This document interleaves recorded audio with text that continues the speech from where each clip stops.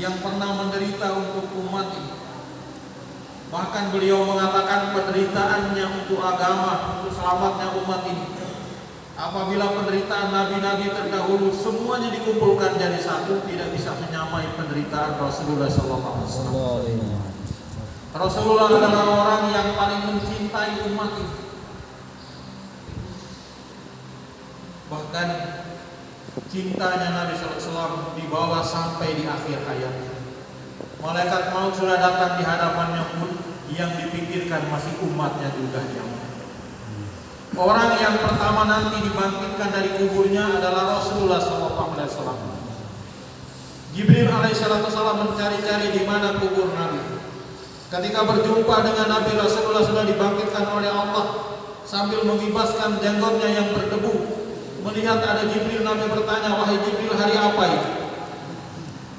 Maka Jibril mengatakan, "Ya Rasulullah, inilah yang hari yang Allah janjikan kepadamu." Maka Nabi mengatakan, "Kalau ini hari yang Allah janjikan kepadaku, aina ummati?" Kalau begitu di mana umatku? Padahal Nabi lahir dalam keadaan yatim, tidak pernah melihat wajah ayahnya satu kali pun. Tetapi ketika dibangkitkan pertama kali dari kubur, yang dicari bukan ayahnya, yang dicari bukan ibunya, yang dicari bukan istrinya, bukan anak-anaknya, tetapi yang dicari adalah umatnya jamaah. Begitu cintanya Nabi SAW kepada kita semua. Maka sudah sepantasnya kita yang menjadi umatnya mencintai Nabi SAW lebih daripada siapapun di dunia ini. Tidak sempurna iman seorang di antara kamu, kata Nabi, sehingga aku lebih kamu cintai daripada semua manusia yang lainnya.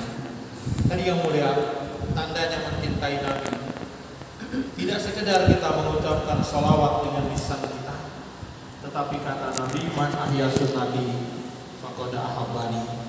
Barang siapa yang menghidupkan sunnahku, berarti dia mencintaiku. Jadi tandanya mencintai Nabi itu adalah dengan menghidupkan sunnah-sunnah yang mulia baginda Rasulullah SAW. Semoga dalam kehidupan kita mencontoh kepada Nabi. Nanti di akhirat kita akan mendapatkan syafaat dari yang mulia baginda Rasulullah SAW. Bapak sekalian, hadirin yang dimuliakan Allah SWT. Manusia yang paling bahagia hidupnya di dunia ini adalah orang yang paling bertakwa kepada Allah. Umumnya yang menjadikan manusia itu susah dalam kehidupan dunia ini adalah ketika datang masalah dan dia tidak tahu jalan keluarnya. Perkara lain yang menjadikan manusia itu susah dalam kehidupan dunia ini adalah perkara rezeki. Tetapi terhadap orang-orang yang bertakwa, Allah SWT telah menjanjikan, "Wa may yattaqillaha yaj'al lahu makhrajan wa yarzuqhu min haitsu la yahtasib."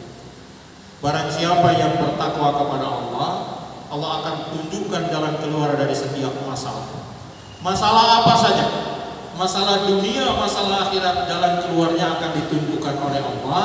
Syaratnya kita menjadi orang yang takwa kepada Allah SWT. Allah akan datangkan rezeki dari arah yang tidak disangka-sangka. Rezekinya dimudahkan oleh Allah SWT. Syaratnya adalah kita ini jadi orang yang bertakwa kepada Allah.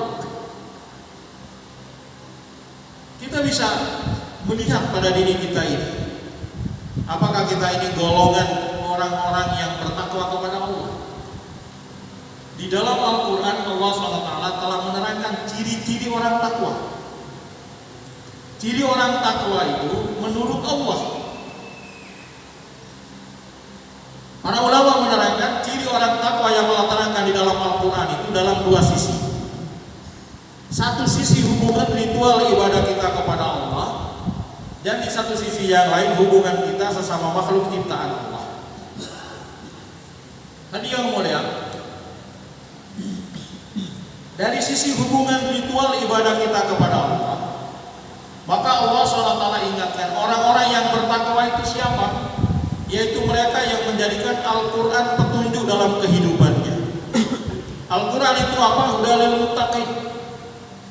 Al-Quran itu menjadi petunjuk bagi orang-orang yang bertakwa.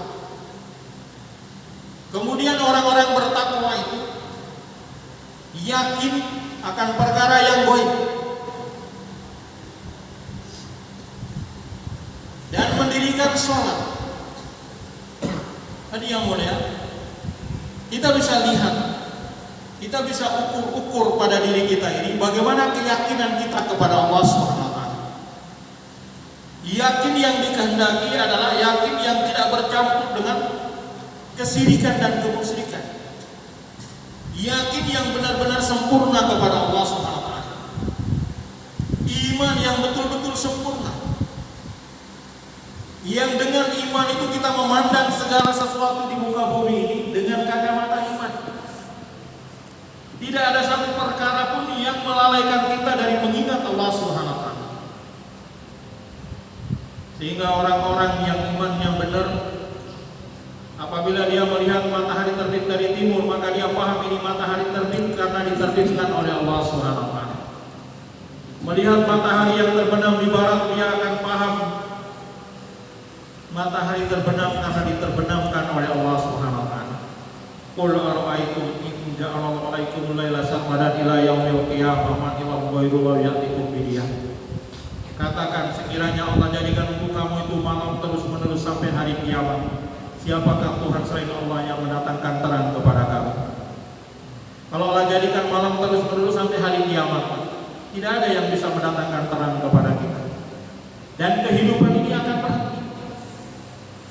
Karena kalau malam terus tidak ada siang tadi yang mulia, maka semuanya akan kedinginan. Laut-laut akan membeku semuanya, sampai darah di tubuh kita pun membeku semuanya. Kehidupan tidak akan berjalan. Begitu sebaliknya kata Allah, kalau kamu jadikan siang terus menerus sampai hari kiamat, manillahu ghairullahu ya'tikum bilailatin tasbihuna fi. Siapakah Tuhan selain Allah yang bisa mendatangkan malam untuk kamu istirahat padanya? Kalau Allah jadikan malam terus menerus sampai hari kiamat, maka kehidupan juga akan berhenti. Semuanya akan mendidih, sampai darah di tubuh kita pun mendidih semuanya. Kehidupan akan berhenti hati Allah. Tetapi karena rahmat Allah, kami rahmati. Maka karena rahmat Allah, Allah SWT pergilirkan kepada kami malam dan siang, supaya kamu bisa beristirahat pada sebagian malam dan bisa mencari sebagian karunia Allah pada siang hari. Supaya apa? Supaya kamu bersyukur kepada Allah SWT. Tadi yang mulia, orang-orang beriman, orang-orang yang yakinnya benar kepada Allah SWT, memandang segala perkara di dunia ini dengan kacamata ini. Melihat makhluk apa saja, ingatnya kepada Allah Subhanahu wa taala. Di orang-orang yang bertakwa dia. Kemudian orang-orang yang bertakwa itu adalah mereka yang mendirikan sholat. Tadi yang mulia, kata sholat di dalam Al-Quran, Allah SWT tidak menyebutkan dengan satu bentuk saja, tetapi ada beberapa bentuk kata sholat itu disebutkan. Salah satunya menjadi ciri orang-orang bertakwa. Alladzina yu'minuna bil ghaib wa yuqimunas shalah. Tadi yang muliakan Allah SWT, satu bentuk kata sholat yang biasa digunakan dalam lafaz azan, hayya 'alas shalah. Kata sholat yang digunakan di dalam lafaz azan itu bentuknya adalah bentuk tunggal, mufrad. Tadi yang mulia, maksudnya azan itu hanya untuk satu kali sholat, azan duhur untuk sholat duhur saja. Nanti azan asar untuk sholat asar. Tidak bisa azan satu kali kemudian untuk sholat duhur, sholat asar, maghrib, isya, itu nggak bisa. Karena lafaz yang digunakan itu bentuknya tunggal. Bentukan hurufnya alif, lam, shad. Kemudian pada kata yang digunakan di dalam sholat itu menggunakan lam alif, tak marbutoh di belakang. Ada bentuk sholat yang lain Allah sebutkan di dalam Al-Quran. Hafidhu 'alas sholawat, Al-Baqarah 238. Peliharalah sholat-sholat kamu. Kata sholat Allah sebutkan lagi di dalam Al-Quran dengan susunan hurufnya alif, lam, shad, lam, tapi bukan lam alif. Setelah lam ada waw di belakang. Kemudian menggunakan tak yang Bukan. Bentuknya adalah jamak yang terbatas. Maksudnya sholat 5 waktu. Jamak tapi terbatas. Sholat 5 waktu. Hadiah mulia, menjadi dirinya orang takwa, Allah SWT tidak menyebutkan dengan bentuk yang pertama, tidak juga dengan bentuk yang kedua, tetapi menggunakan bentuk yang berikutnya, yaitu alif, lam, shad, lam, waw, kemudian tak yang tertutup di belakang, tak marbutah. Ini yang mulai para ulama menerangkan, ini bentuknya adalah jamak yang tanpa batas. Maksudnya orang-orang yang bertakwa itu sholatnya tanpa batas saja. Sholatnya itu tanpa batas. Sehingga kalau waktu bulan Ramadan kita diperintahkan oleh Allah untuk berpuasa di siang hari, yang janjinya itu supaya menjadi orang bertakwa, la'allakum tattaqun, menjadi orang yang bertakwa. Tapi di malam hari ada perintah sholat tarawih yang jumlah rakaatnya itu banyak. Maksudnya dia mulia, orang-orang bertakwa itu setelah dia menyempurnakan sholat yang 5 waktu, dia nambah dengan sholat-sholat sunat yang jumlahnya tidak dibatasi. Ini orang-orang takwa dia mulia. Maka orang-orang takwa zaman dahulu, para sahabat, sholat sunatnya itu banyak.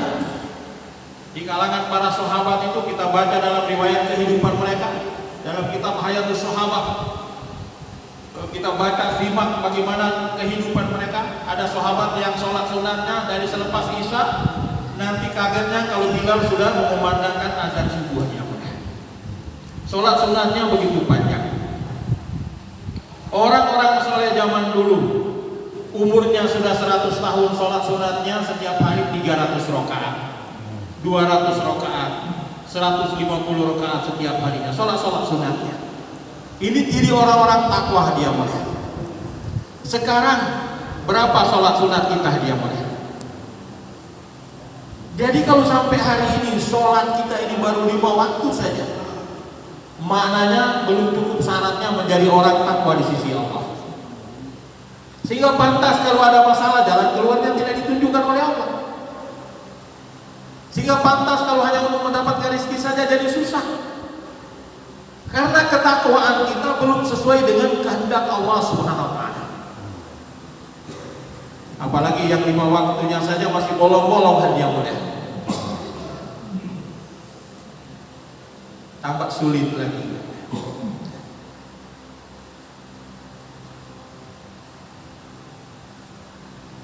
Kita hadiah muliakan Allah SWT.